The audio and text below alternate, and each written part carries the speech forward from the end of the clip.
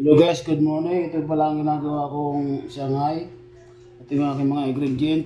Itlog at saka breadcrumb, saka harina. Sasawsak ko muna sa harina guys.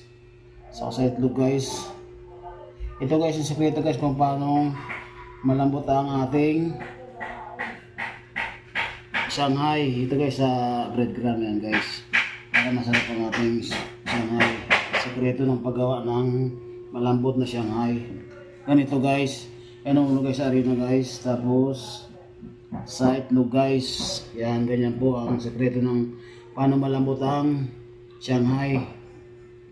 Pangatlo guys, dito na sa breadcrumb guys, yan, yan mo dyan, ganyan guys ang sekreto ng malambot na Shanghai. Ito lang po guys, pag kayo po magluto guys, ito po isang gawin nyo guys, huwag nyo kalimutan ang tatlong ingredient na yan. Itlog, sausaw sa itlog po.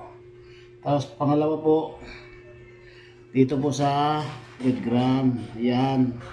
Yan po ang sekreto ng paano malambot ang Shanghai natin. Yan po, napakasarap po yung Shanghai na yan.